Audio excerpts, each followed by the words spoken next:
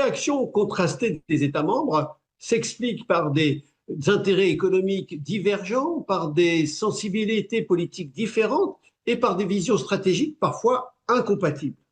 En effet, les pays fortement exportateurs comme l'Allemagne ou les Pays-Bas, qui bénéficient d'un accès facilité au marché américain pour leurs produits industriels, voient cet accord comme une opportunité commerciale.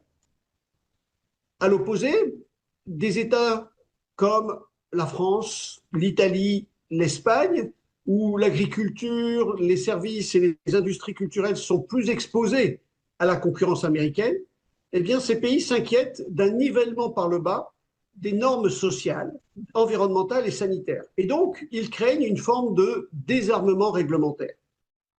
Chacun défend ses intérêts nationaux. L'Allemagne pense à l'Allemagne, l'Italie à l'Italie, et la France ne fait pas exception. Mais à ce jeu-là, l'Europe devient une illusion de coopération. En réalité, cette agitation politique révèle une réaction épidermique, presque théâtrale. Elle masque un fait fondamental. Les intérêts des États européens sont profondément divergents et cette divergence fragilise toute idée d'une diplomatie ou d'une souveraineté européenne commune.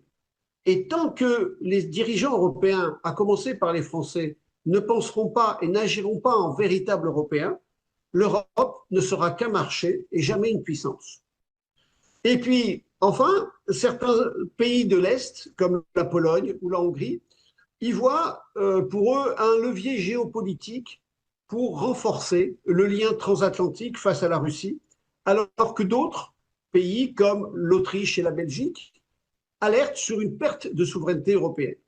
En fait, cet accord cristallise un clivage plus profond au sein de l'Union européenne entre ceux qui veulent une Europe ouverte et compétitive, même au prix d'un compromis avec les États-Unis, et ceux qui prônent une Europe puissante, régulatrice et protectrice de ses valeurs. Ce texte ne protège pas suffisamment, ou en tout cas de manière équilibrée, les intérêts européens. Il n'impose pas aux États-Unis d'aligner leurs standards environnementaux ou sociaux sur ceux de l'Union européenne. Et ça, cela crée un risque de dumping. Il ne garantit pas également suffisamment la protection des données numériques ou la préservation des secteurs culturels sensibles, comme l'audiovisuel. Et enfin, il contourne partiellement les mécanismes démocratiques avec une faible implication des parlements nationaux et du Parlement européen, ce qui alimente un sentiment de défiance. Donc ce texte semble répondre davantage à une logique de désescalade géopolitique qu'à une réelle stratégie commerciale européenne. On peut se demander si l'Europe ne s'aligne pas trop facilement sur l'agenda américain, en particulier dans le contexte post-élection américaine de 2024. Si l'Union européenne se contente de réduire des droits de douane sans investir massivement dans son autonomie industrielle, énergétique et numérique, elle risque de devenir une zone de consommation privilégiée pour les produits américains au lieu d'être un acteur autonome. La dépendance aux technologies américaines, notamment dans les secteurs du cloud, de l'intelligence artificielle et de la défense, pourrait même être renforcée si aucun mécanisme de réciprocité efficace n'est mis en œuvre.